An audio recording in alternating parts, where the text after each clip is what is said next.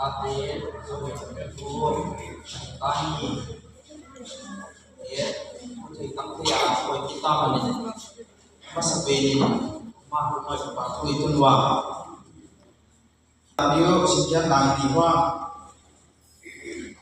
conductor tăng vào hiện nay là unpan nunga yang đôi chín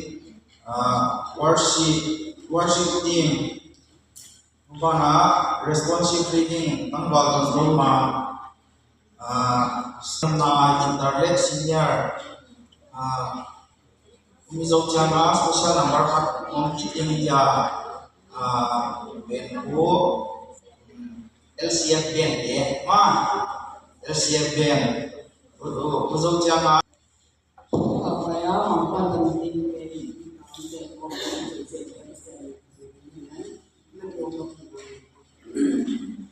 Minsan na nasabi natin, isip ko na hindi talaga na sumang pala mga sa persipol na ito, kaya naman lahat sa program sa unang mga intervention ng mga tiyaka ng mga sa usabi ang pagsasunod.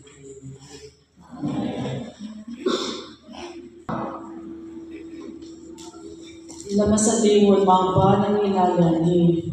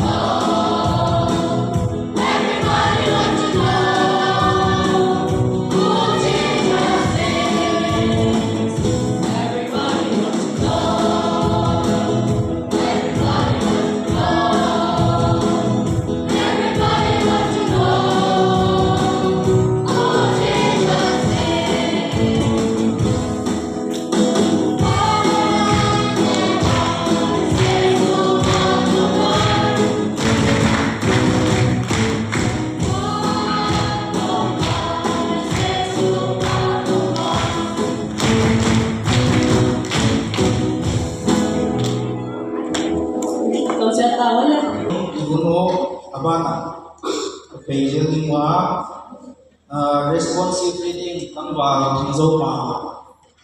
đấy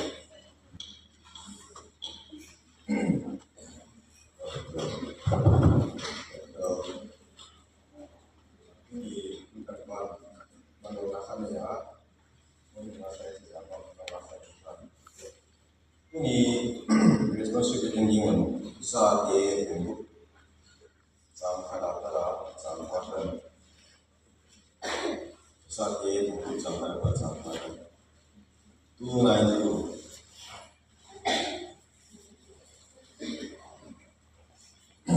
musa kesulitan kau saat dia tunggu saat dia tunggu lepas napang dia nampak muda nampak tu bangun kami sedia ini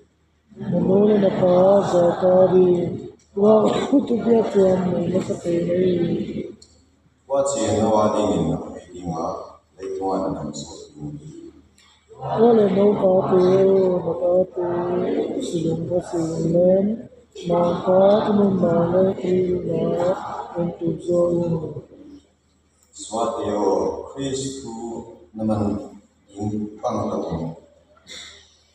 sao để tuân cùng tăng kita na to tasa di tuwang ni ki pa sa di na lingloy ben buwa ben ilawi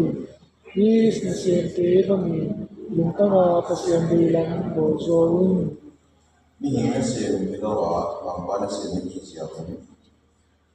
koi di na to na puti na sen Suahi jale nikale nichi ni asok ahoyle na kipa manasandi ni chiteyo tuale no pate omai na kuwa bolilo suate gauthop sansi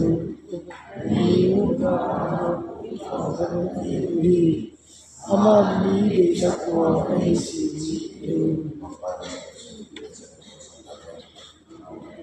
ya special number ini ini toy ma jauh ini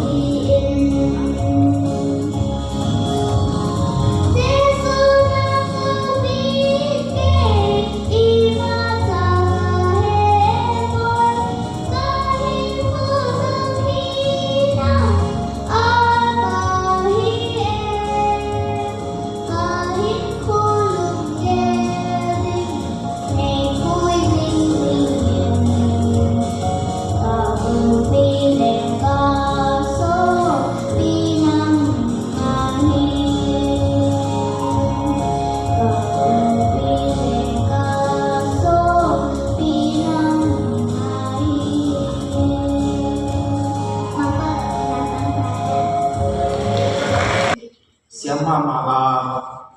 qua tâm sự xiêm để sa tôi sẽ xiêm mà sẽ có thể diễn lên của tôi thành làm luôn hộ apa na mungkin na cerita yang pakai nanti bagian dia gue thang awahi Lain, kita apa yang bisa ibadah pasien atau mungkin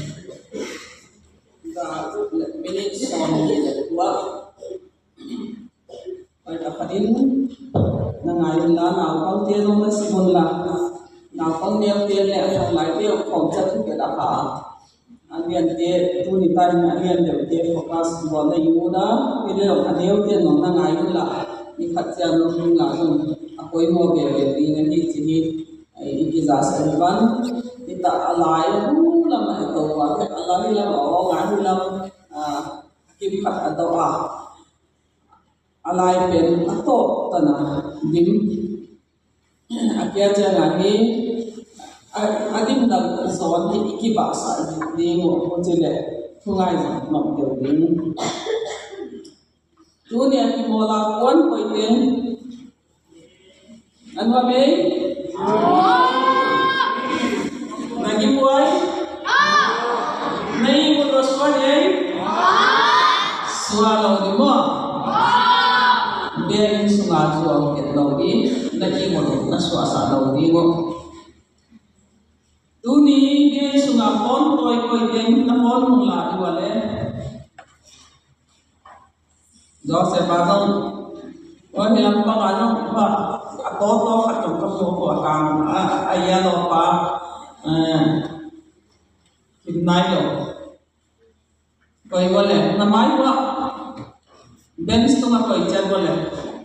abang ta pena mi bangza khat ikipop sunang jake la pasalam akor mamiyo Nanitain local chairman pun Ituman na ichigo iud lote bolsin iud te bolsin kichija bol lote ibol lote bolin kichija bol na kumiko tuman na ini obedience mo naud Fona hamo kichija kumiko tuman na Tuan koy phone ham ben ham so kichira na ham lo thuman nai biai sunga phone ki text di ya nai lo to kal ikhe khan lai den tunita topic am sai simbain itu pi simni koy na moile Bible toy dengan nak Bible dom samole rendi payon kan bilang tu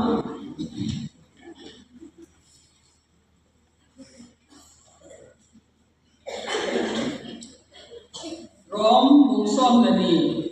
jangkhat apa den jangkhat le jang ni nang sim sa le bai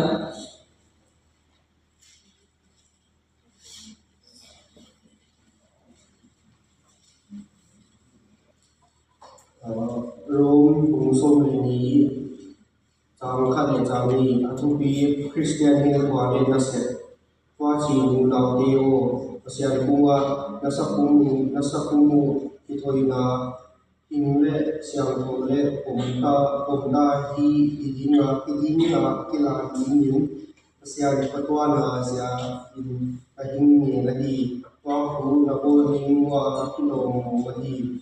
tamle tung binda patwa in sibulen inale pasian le lam hoi le pom ta le hoi bukim bang ayai chi na thei chiang na ding kalung simu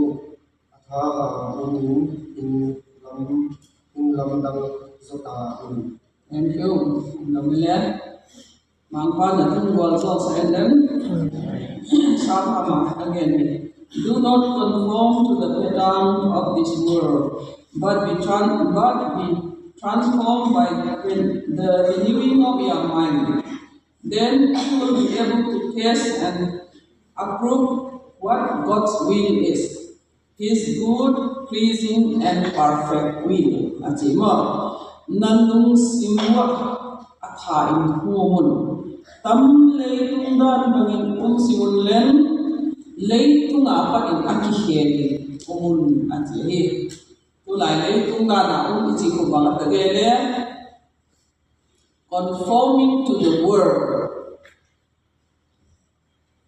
Pasian tu ay kaya tulay leitung dana ki umuma ko. Leitung dana ko khatna hi thuman lo na. Tulay ko tanong Gen Z generation magkichinay Gen Z kayo demo Gen Z din mga bolway Michel na akuan doon amawang hiyal Gen Z generation young generation deni tulay at mama Gen Z Bangladesh dama a government overthrow na bolwa Bangladesh ben tuta na kitwa putlo in bangsa dekat asosiado adi now khap hinale violence amau to control zolo then me a control somun a government overthrow a bonzoa building tam pihat asset tam pihat hal siatu hal nang Nepal kamang mutikya a president pao a prime minister pao min bata Nepal ang walde ngati trike kalom mo a president only kichetai in the tunja on Google a president a prime minister will pao hi aki resign among no kantam pihat associate Putih kopin Prime Minister Narendra Modi ang layani Zan layamu la malam pigaya flag kitain India flag kutem group kami ang siyat lamka ni kopin ilay siyang tungin leitung dan bangin siunlen atiyo do not be conform to this word. तो Gen Z के ऑफिसु चीना तुने इजाज़ रहे कोई माँ Gen Z या इपंग लोग इन हंगलाय के पसियन तुल तो वालों ही लेकिन इतना pleasures of the eye mitutna तो मिमी तुलाया इसियत युगेला हर internet na kaiway to hi Elon Musk van na ba bang kakap to ben kumatay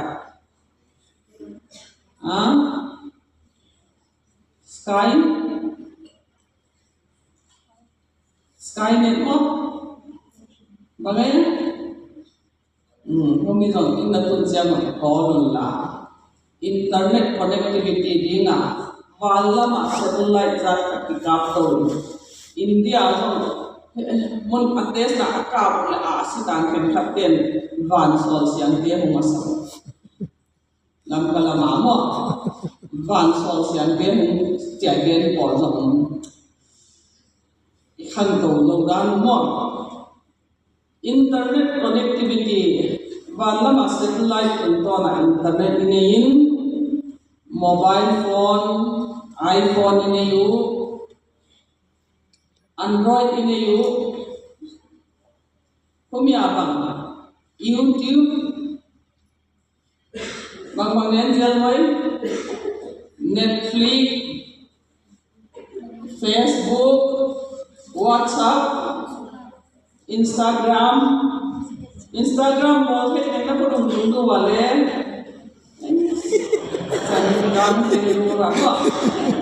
Ikaw buang ngayon. Twitter nong na lại Twitter này bằng đó nong quay lên hảo mà ready government tiền na pi ta giờ Twitter có không uống lâu lắm có không ngại giờ đi phát về có không office tweet cái bảo cái retweet bảo cái gì cái government publicity apa lah bảo cái gì mà Twitter Instagram atau min pute policy plans makana abol atau men na ito atau lo YouTube ahoy lo nam ki jong puting en biain sunna sana en sim lo WhatsApp ki message ki patin biain kai sun jong hol zo lo mobile addiction lấy tung đan bằng ai nào phải đi tu kami hàng lại cái nó bị cái bởi những cái lấy dòng họ biết vel thì nó cái message nó không in biên số mobile cái sản nào nó đi mua hi họ vel đan bằng những siêu là gì pasianin dakal som ni beli an bia sunga dakal hat dakal ni jong jinglo bia sunga i mobile en lo wa yu thelo ni aga bai hi i pasian anung kim na di pasian bia na iki text bang wi wa bia sunga sana to mi hi tu kal ki bol ma ni hi ka bol ma si ring chi tene na ko tung wa le ilamat may yan sunga mobile message pagin ka non siding tung hating dew di wa ki motom ne nubi dia nong abang abon zel di ba me di bona mobile ne tingin itu kal bol non do ding ken no kha be ka aja ko ke katung lama ne an bol jang wa phone kala lo ke tung zel puja ka koiที่เราฟอนไซด์นะก็เคยเจออีตุงอามีเกทุกิมันทุมันหลอกเลยหลอกมอนอาหุจิที่อันนั้นโมเลภาษาหนังไงเสียงเลยหุจิหลอกเตียนอีบอลมาเรียนเลยตุงดานบางอินสิอุนเลยตุงดานบางอาโครีเบเลียนเย็นเจ้าตาเจนจีเกเฮลนาถ้าส่วนนะบอยลายาแค่ขันอินอิเล็กทริกพอสเต็งสาแค่เนี่ยฟื้นสาวินโดว์ที่ขอจีเอวินโดว์บาร์เกพูดเยอะเท่งกับมุมไบก็จีขันวามเสียงไล่เสียงเขาเองสิสันส่วนดิ้งอินอักลุอันโนส่วนวัวจีสิสันส่วนดิ้งอินสิลอยเราก็บอลดิ้งอินท่านว่าอีกขาทักษะตัวเปลี่ยนนี้เล่นตุนดานบางอาอุณานี่ทั้งหลายเกสิลอยเราบอลดิ้งอ่ะกวนเราตัวโดยนายโดยมีตัวข่าวดิ้งไปเราตัวโดยนายเราเนี่ยภาษาดินเล่นตุนดานบางอินองสิอุนอาจจะว่า rebellion bloodthirsty sabang kisi si sansua ut na lungsin si hoy lo ko ut na lungsin ni leitung te da na hi hentat de lack of pleasure anwa ting de masang laya hentat mi khatwa conference wi tal ki chi umwa conference wi tal jo hom pi na ten tengah mi party bon ten tengatel mundaga in sumilo mundaga kila tamle kila ma ina petin tampi khadu ani lo de bang masem lo hi china pleasure anwa pen hi mi symbol na tinga thanwa ta iba tai pen ading lo hi lấy tung nọc nà ngay là khu và xiên đây đâu mà đi và chẳng lấy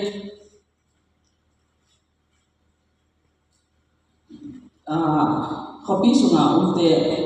ko min thang khat ve nya ang tu nya male de ria ama au to ma u to lo na to lo khen khat te nen tanga ba min Delhi la Mumbai la sumba kilon ilo tam sam ilo tam lo pen mi ni igom la insan sang ya phang hi sang wi ya ki tua china to hi hisab leitu hisab calculation zat amumin bang che le mi thu ki tua kom le mi thu ki tua kom changwa sang ni le ching tu ho cha umun pasat ki ngayun ki teng la lo gia home sabama living together ichi mi tam pigen avachi wahi living together khopia ten ichin lo di wahi leitung danani akiteng lo nunga tangwa hi iki ngai ne ki ngai ne siam thwa iki ngai ni in khara ikiten ma se yu khom lo di ne English de Western culture akiteng mawa ten khom ta ne apa ku pian thang loi cha cha ga pha cha na wedding abon khadwe we cha a wedding mun tung malawi ki kenu emi lo chi tam pi khadum emi lam kanu te zong tang ne negro te po to ki te mo ging lo negro te ging tu ni lo khat ging lo Nigeria mi chi bang ki te ngun khat ten sumla na ne yo sumhol na mi hem na ane yo ta ba ane yo atai ma san ata te to in la mang zo chi zo kun khop khat mai living together ki ho kiten masanga nunga tan wal ko khom ten khom akingai ngai te hi pasian thei dan lo hi sian thona ni ipoi mo hi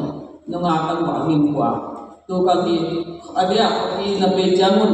nunga tan wal ten nan pe dingu lom ngai su ni chingam sia lom ngai nas Jesu Christ atel ding ani tua mi hi lo le leitung dan bangin si un achi ko leitung dan banga te swadi ni tulaya hi western culture ki thangin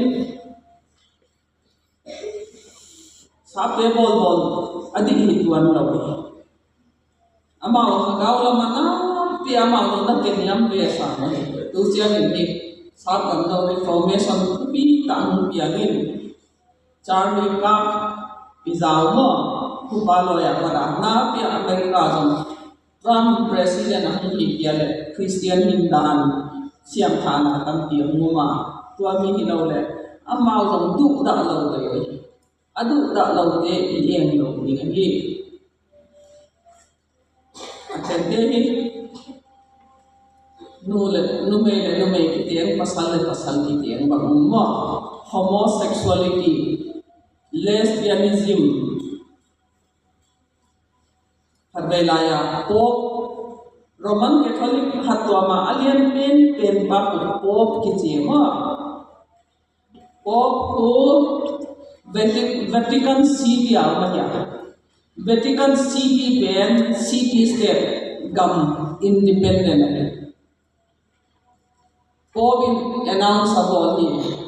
pasianin numaile pasal asian hi ati tu chena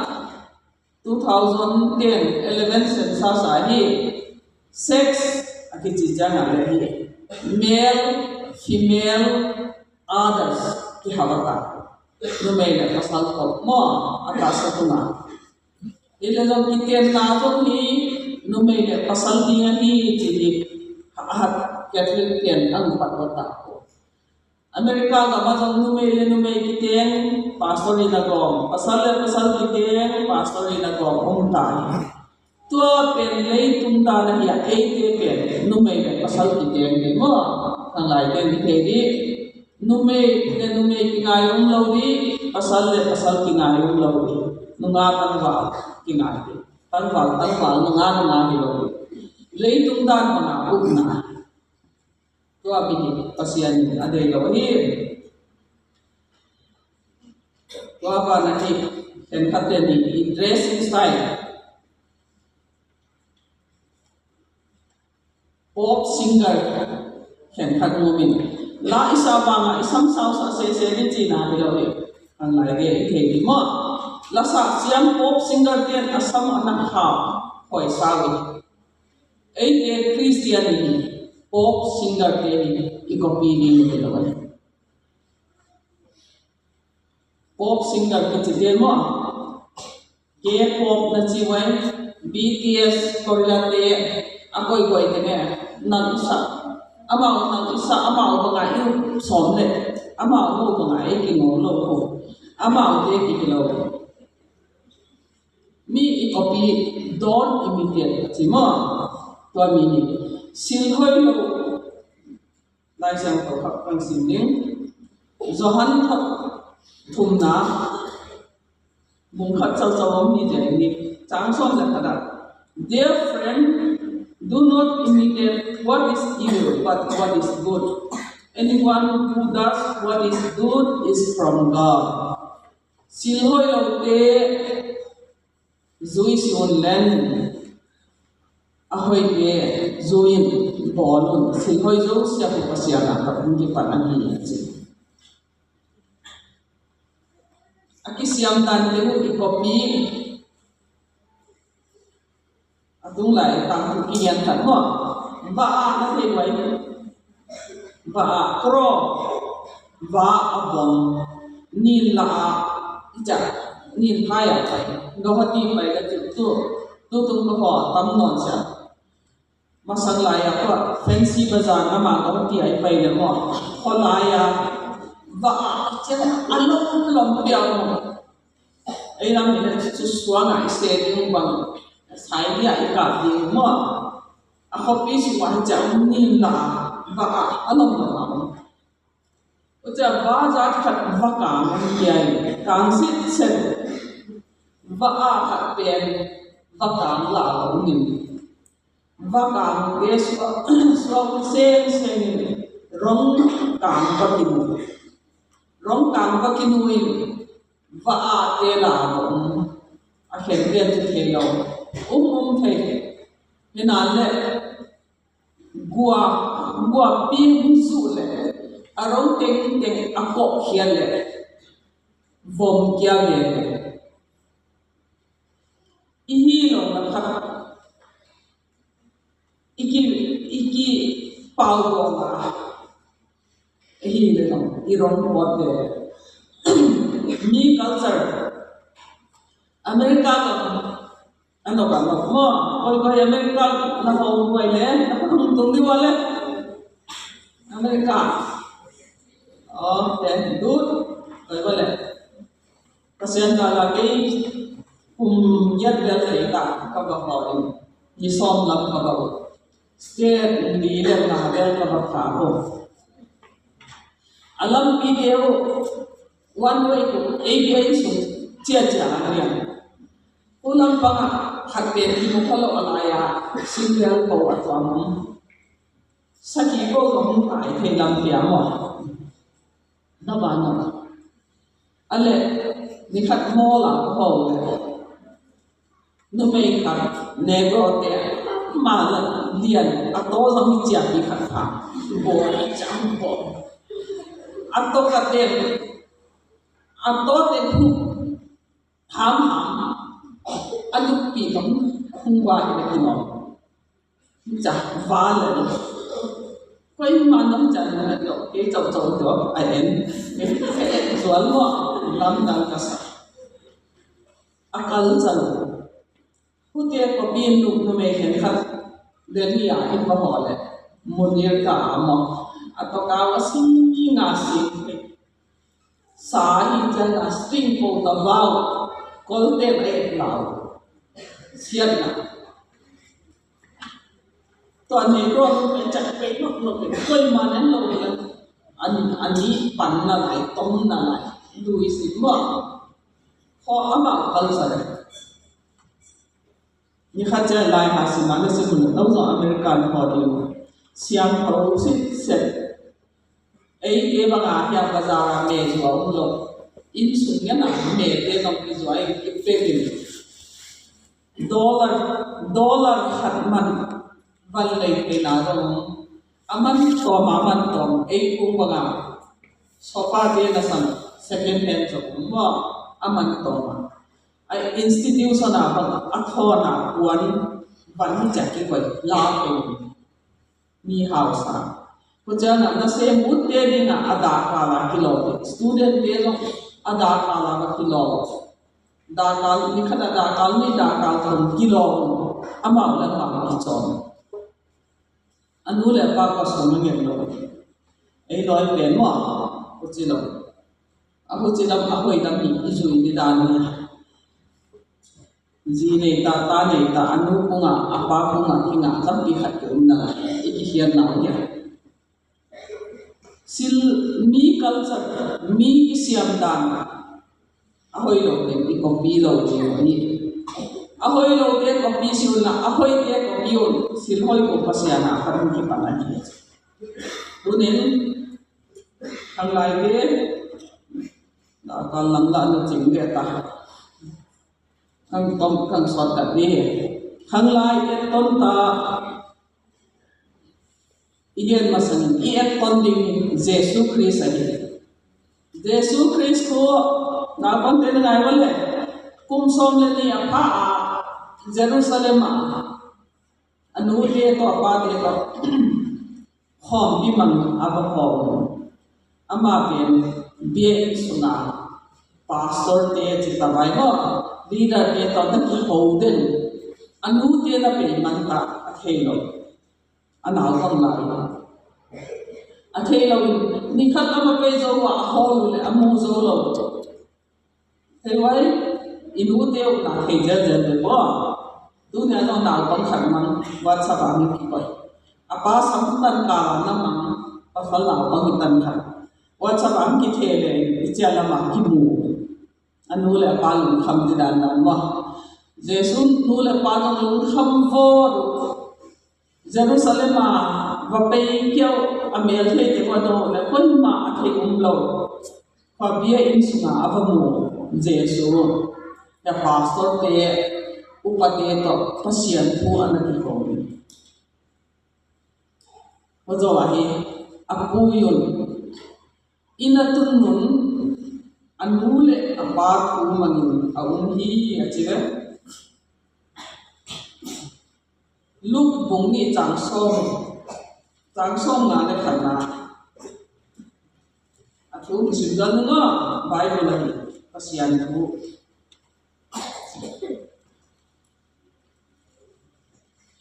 and Jesus grew in wisdom and stature and in favor of God with God and men. Then he went down to Nazareth with them and was obedient to them. Anule apato Nazareth apewa anule patu amang hi nule patu mang Jesu eke Jesu gi katien hi nule patu imang ding ahi nule patu mang tang chi tengin na khut dom kya wale oi lam tum bei hoi ta koi ya lo nule patu mang bei lo koi la dunia khut tum teng abon am ki mo koi wale dom bai tu nya phara nule patu mang ding kan ki ta hi Jesu jong anule patu amanga ta sale hagawa aham to hi chimo thumang te hi ati chin chia nga jong lo ching ding ani bible la ken thu pi ka sa te get bi ye hi daniel le alom te daniel le alom te ko ei me te to ki do bang wa hi gal na ki do zel nun tua example mai te ken ei do win inu le ipa tem khat ya aneu tem pi suara mi poide mon khara Daniel tem to mga ki bolen Babylon ten amau Juda kama ten Juda te ko avasar vak avadon aki surrender sa fa ami hoi tem Babylon ako ale ham le thaining bangwa thaining tia hi Babylon training of yow mi sadak nasak abed negol Daniel a training center wa dai le pa dai koin zuza tuam sa tuam adu du ane di mo le kha asiam na di wa mo ale Daniel in ba yene ames manager ba kwa puo zoom pesin sam pesin tui chau pian an te ta tui chau chi e loi ni lo ni ba mi chi wa le bang i chi wa aju khama ale khasin thei lo loi ko sa ne na agil na to ikite do bole mo Juda te pen sa angong kitan lo ane lo Israel te angong kitan ni asi ki lo sa tu chau ane sa vo sa no ane lo sa siang lo ki ne sa khaba chi na to sa ane lo zu hi adon lo zu idon lo in khang lai de no the ding mo u te pesin achi na ai hi le bang chi do mo ning kum lama naw bang de birthday mang te group anaki po wow ju mo no te mi ju botol to kila chu te mam kan ta lo na la tu ni ta na mo mi ju botol to lim kila chi te lo zum huai ma mo birthday ki bol te na zu don te chi na zo mo lo ni birthday alam bang bola alam de la Gangnam Style sito how aku alam lo Gangnam Style bang sila bang bola no ki pa alam mula ilam na zo adi zo no de bole pasian khara ilam de bole gim tu de pa Gangnam Style ki ku bang ya Gangnam ki bang ya Seoul Korea ven khat mi house ate up na kam ven in mi dan angai sa mi house angen ni mi adon lo akilian sa ngen kan ko te la ki tu ana ko ai doi lam an de ngai mo bang zan ma lam te doi ka the sa ko Gangnam Style ya masanga sura chan ko DC office DC khat ông lại hi abat te ga ko ho la kumila hao chi pi chingen tang pi adia na ki dia mo dia na ki dia mo adon group khatin hamu alamu a music nai sense ke yum do do ke kan ki pe ilam na te jom ye tha mi bol bol to pi di no ko birthday party a lam na uba enjoyment of the success siang na ko ngi chi ni khang lai den the ding Herod in birthday alobin atanu lamin akipa sen abang ange nadei de nien ja aget sale baptist pa zo hanu tang ka de chi pasian ni pa zo hanin asi lo to ja hi birthday alam chi de hi immediate bol lo de mu yim tu den birthday inok cha pasian ko ki pa thu gen na tu ni tan chiang tan hin sa ki pa hi cha kun isa zo de mu to ja i bible sima imitate do not imitate what is evil but imitate what is good ahoi lo te zui sun la ahoi zuyun sil hoi zo sia pasian na pa ki pa na hi si hoi sui te pasiara pat gwal zon na dong kan ding leitung dan bangin siun no ege ding tu hita hi mila yuk cha dong ding tu hi be kol ke la yuk cha dong ding tu hi ni me de ke la yuk dong ding tu hi ni yuk la te na ingen ta la yuk cha dong ding tu hi ilong igrupa yuk cha nga dong ding tu hi to mi hi e thei yum te kai ka sa all len na ya vacation na ya khalai de mi bol bang bang bol ding in silhoi lo bol ding in isa siulla ithei ding a poi moi sa khaten secretary pan lo gen zo ta ni sa ena kwan chi te gan ta I bol bol lo ding sila a hoi lo immediate lo ding a mol mai le na ron khalo gen zo atam zo ita dei ka chi ni sa be to mina alia ni sa en po a kwan ni to hoi ta pa ka alom lama ki zuya aning ne nga do na baham te no ni lo hi e de do not imitate what is evil green palm mo saron palm mo gel sang resort mo na thei ni wa de chu beer song zu wa hi kham chu na hi tu ni tai beer ragle zu hi lo chu non su kham thei zo sia pasian ni ade lo wa hi beer song zu wa hi kumdan kiloma unding jesu baba mule patru mandingin pasian ba tan ne mi ba tan lo thei dingin tunin kham lai den hin kwal siam phabawi kitana kunjawang mangpa na rupan sana iende ibona dingin to pa media satahen dunia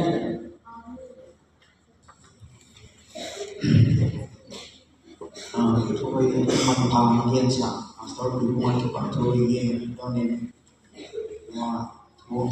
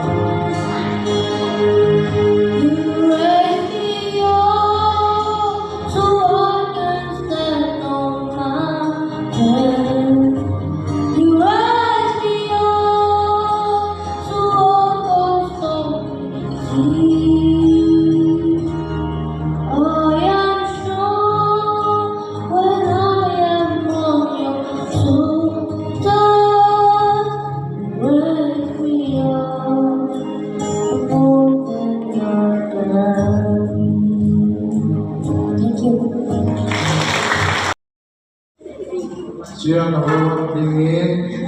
lemhalnya yang kami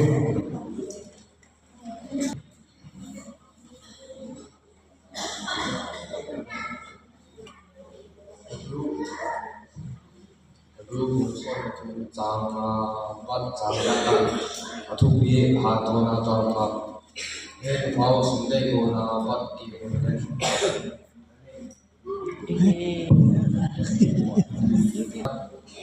thu bi ha to na to pa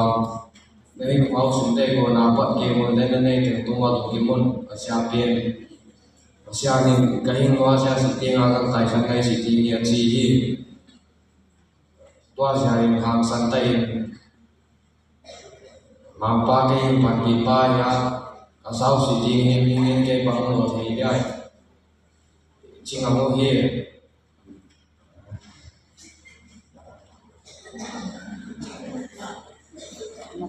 nakuwa asyang tugen dalam kai deu thei sun aunda ma ki para sun silum to te ngai tom len akin naung suyun Jesu Kristus sami tu ni le tang to ni ngai ngai hi azong sapa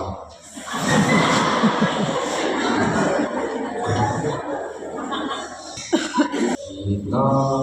lam dang amin ngai bang mi ya lim tan ke ya mang sa tu na to tun ca mu ta y nan sao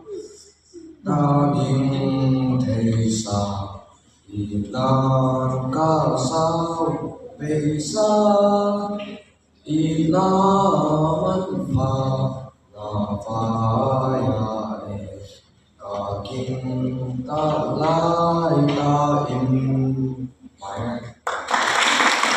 phi mà có thì bạn có phi yêu cuộc thằng này thế rồi tôi là bạn là anh ngal vậy bạn là dingin phải quan sát anh cháu đi kami jadi dia kaiwan sama aja Bible chẳng yang angin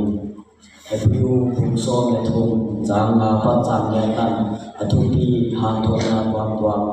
nei kwao sun dei ko na pat ke mun len na nei kem tu wa lu ki mun azia pe pasiani hin wa sia si nga kang dai chang mai si ti ni achi ni tua zia in hang chang tai ma pa ke in pan pi pa ya ka zau si ti ni mi hin ke pa mang lo the ya iching amu hi na ku wa pasian thu ye na lam kai deu the ji mun au tan wa ki para si ni mun do te ngai wa len akin nau zu yun Jesu Kristus zani tu ni le tao to ni na mai ngai ai i panhan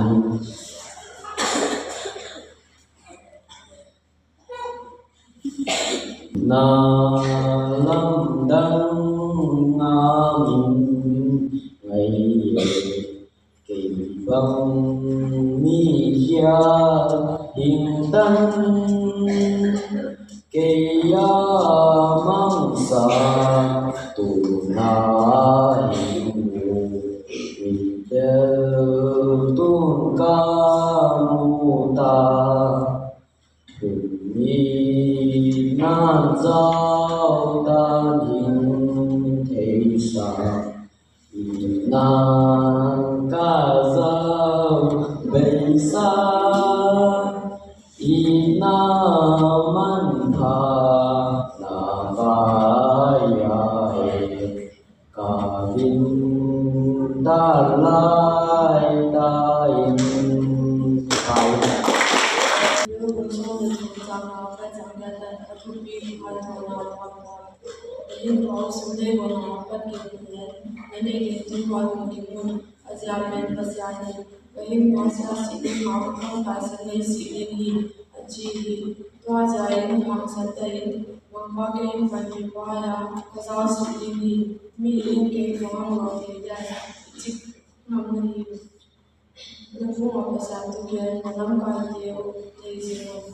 Online lagi pada sini mungkin ada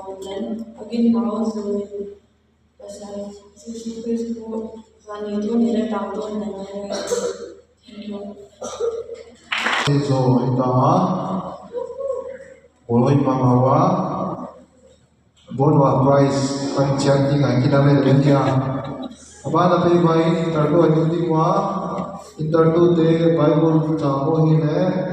pitar thot khat buk khat changsom ni le ni abat som ni ngatan kawai to pit hawa ingin Pawan sangat ini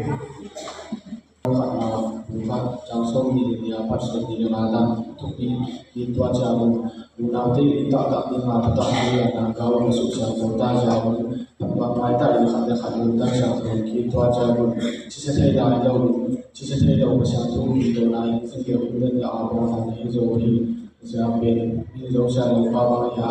atau bina jauh siapa lah bapa ini Bapa dia kaya apa dia tu boleh nanti bapa tu tu tadi kami nak akan jadi pasangan tu di boleh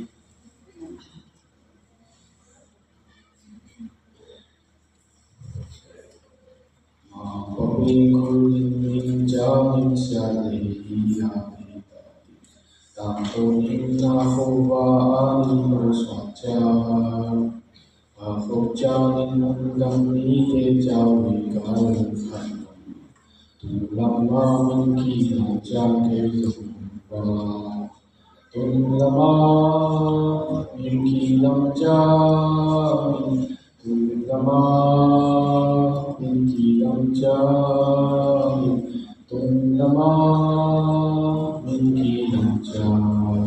minh tu làm ma minh khi làm cha kêu dùng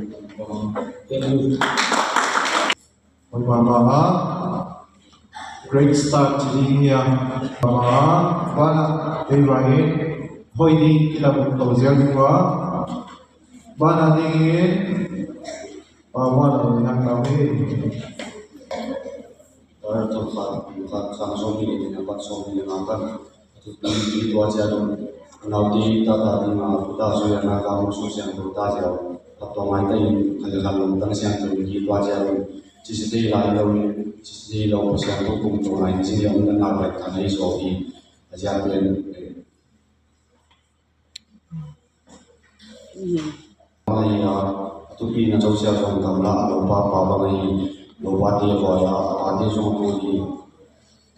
na le ma tu ben kum tu mong de di tapi na ko akan kan man sana tu di ko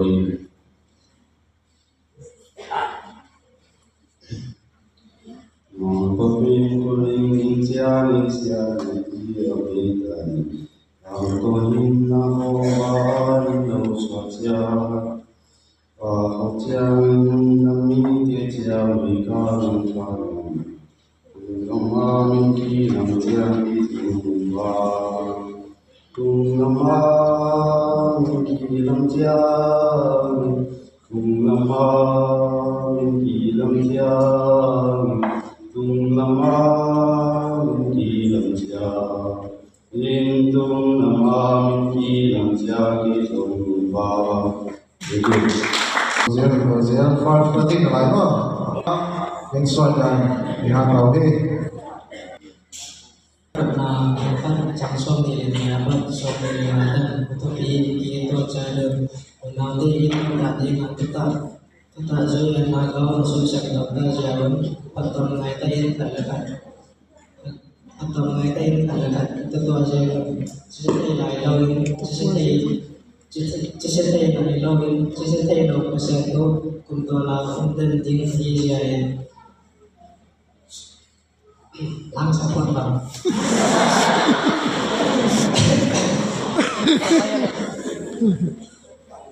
Papi kuling ginja misalai amai, papi kuling ginja misalai amai tadi. Tampulin aku wahai dosaja, aku jangan kundali ginja wigalang kalang. Tung nama mimpi lanjang di rumah, tung nama mimpi lanjang, tung nama mimpi lanjang. lama min ki lam cha ren tung lama min ki lam cha ki lam ba pai ne ba ta me ba in si inter tu last ka in lam nei mo ni ha ta we Pat na pat samsung ni jenya pat so ni na tan atu pi ki ajal na te ta ta ni ma sa lu ya na ga ni su sim so ta ja patwa na ta in ka ta ta in ka sa lu ki ajal si sa thai la ha win si sa thai lo ko sian tu ko na ni sin le ko na ta a pe ma ni so ki asya te pe in zo sia lo pa ma ya atu pi na zo sia o na lo pa ma ba ni lo pa te akwaya pa te ko ma ni na le ma ba tu ke so ko ni ka ni ni kami na tu ma ma san ka sa na tu ye tu ai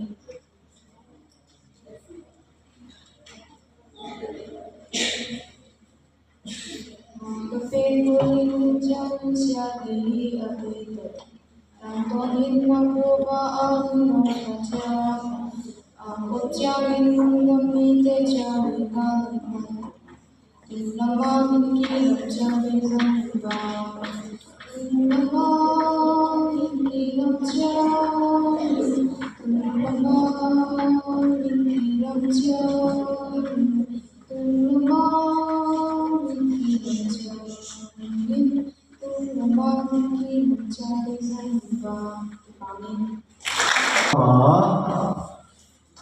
Buat first study ng kita niya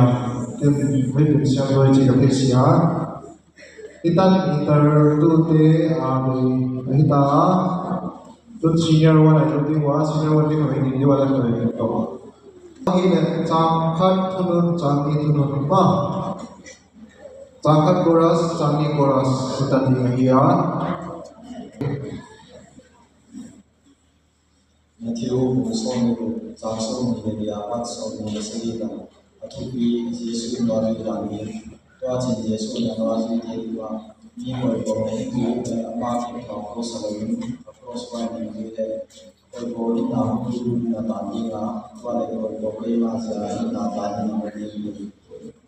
ni kan de ni ko ni ne ai na ta ta la ma ni ko ko de ai si de ni na ta ni ko ne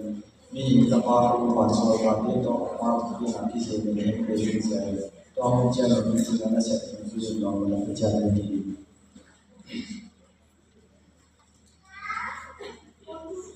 Yesus sana tatsadiyu, Yesus sana tatsadiyu, Yesus sana tatsadiyu. Tanto nadi Tita Tita Nisyanta Tahilo Tita Nisyanta Yesus sana Pasadiyu Tanto Iman baik, kau pensiun zoe di dalam itu apa yang kau ini kadang ini first saya cara kompetitor pada dengan hargai pada dengan kuatan yang baru Matthew Muslim Samsung Media Patson Muslim Atupi semua sudah di tuaci Yesu dan wasuti kuma ini ko ko itu Muslim paling fokus ini cross point Muslim paling fokus ini cross point Muslim ko ko kema jani matan ko kema jani mamu ju ni tani na tuale ko kema jani ani na tani na yudi mi khayin le tum tum ki ne le ani na ta tale ma ni ko ko ta ya isi ni na ta ni ya ya de ni ta ba ho ma so ta to pa tu pi na ki se ma pe ri ja yu ta ho cha yu ji na se ta ju ni ma pe ja ni Yesus sana tatsadiyu, Yesus sana tatsadiyu, Yesus sana tatsadiyu, tanton nadi, Tita lo Tita Nisyanta.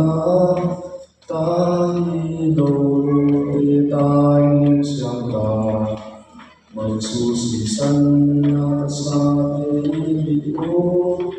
Tanton Nuamin Patai Kan Padelamu Zalinaya Amita Nuamin Patai Kan Padelamu Zalinaya Amita. Thank you. Matthew Buson Johnson University Sekitar Atupi Yesu Raja Dandi Tuaja Yesu Raja Dekuma Mikoi Bore Hizuri Amagi Tuago Salarin Across Winding Zuya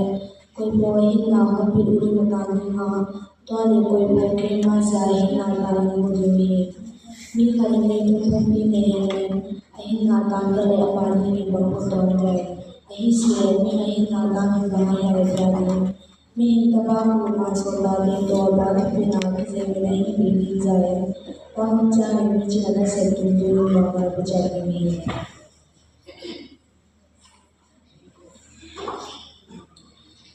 Susi sana sahiru, mati susi sana sahiru, mati susi sana sahiru, tanto tanto lagi di dalam kehidupan siangga.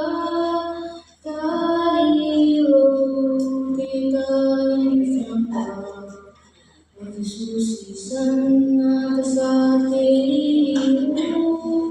tantunin Dunwamin asarin pagelamu Zalinaya ita Dunwamin asarin pagelamu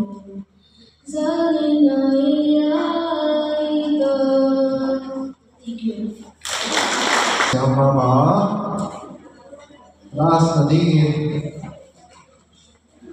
last nadingin senior mana last nadingin tim somoi dengan tahu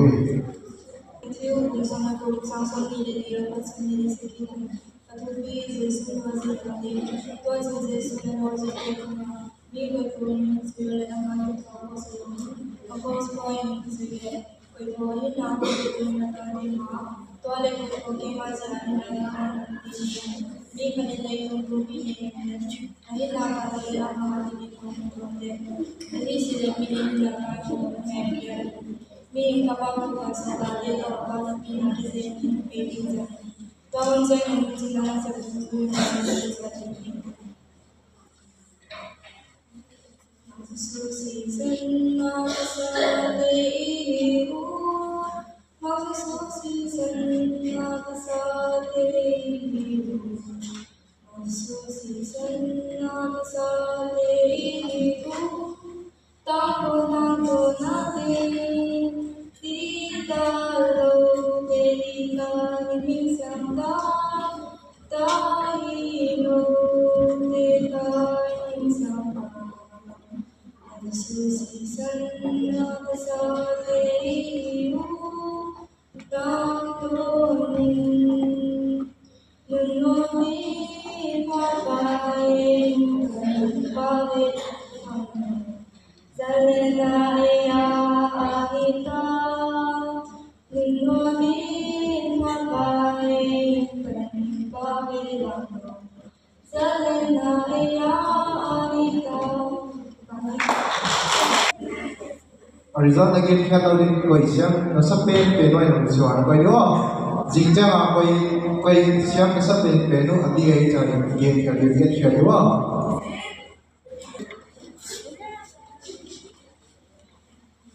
apa sa pen dingin ngumhaw jing yang tahu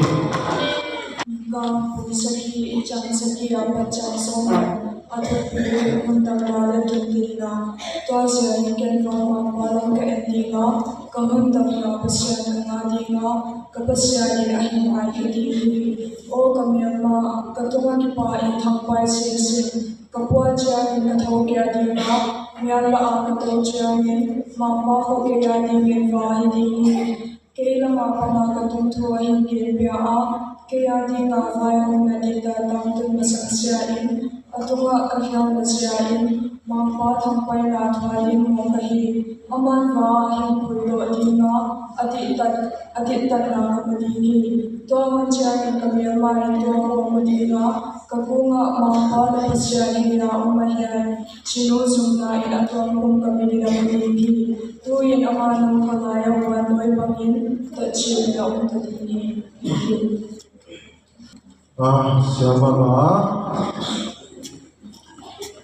Siapa jiwa nak bola siap cina lewa. Apa nak tinggal baik, apa nak ingin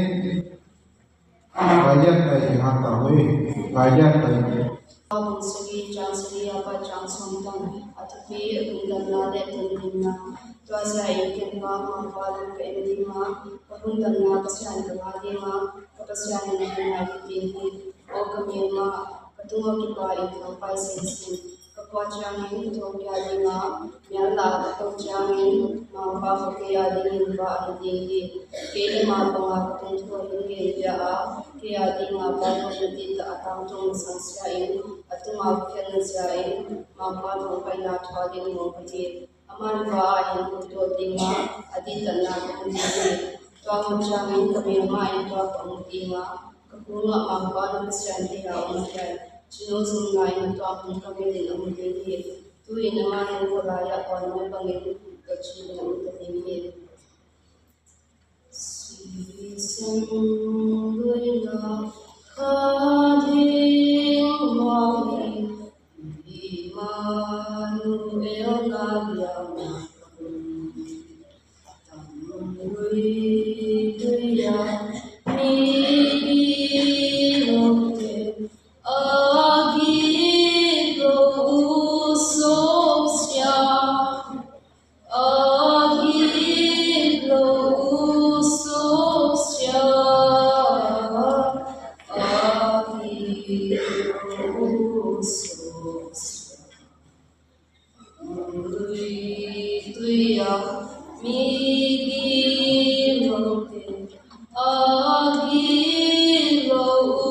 usok siya. Kembali ingin last but not the least, Cino no yang kami. Jadi apa contohnya atau dalam lain kemudian pada yang bapa yang kedua kemudian apa sahaja apa sahaja yang itu kemudian kami pada sampai selesai apa sahaja yang terjadi yang apa terjadi apa mungkin yang terjadi dalam apa itu juga tidak ada apa yang terjadi atau mana percaya apa yang kita lakukan aman kawai itu juga ada ini kawan jangan bermain apa juga aman apa percaya yang jenuh juga ada panggung kami ini tu yang malam peraya kami kecil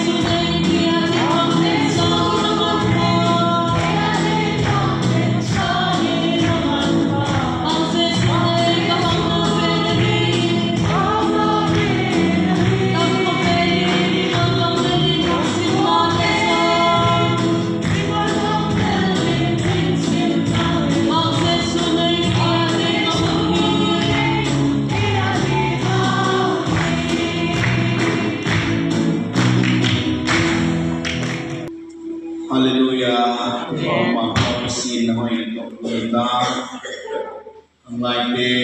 bibili kam tak panuwa ko na katulong ko na doa ang tema ni kita independent kepada binay. Ang kilaro leben ulang ng bigay simpi doon din ay mapapasli simpi ka doon din kaya pinimubang tasang damnaya kipa na ito na po na kahilan na may na mga program na like was ingadam tayo pwede na po ng tiwasin mga pajes na kami na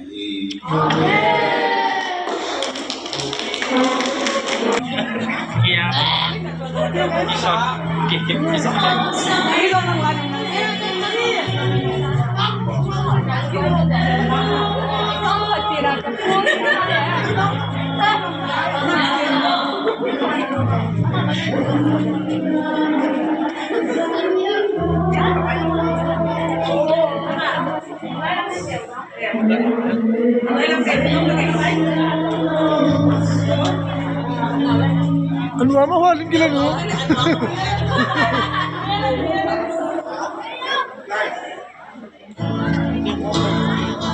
Very nice.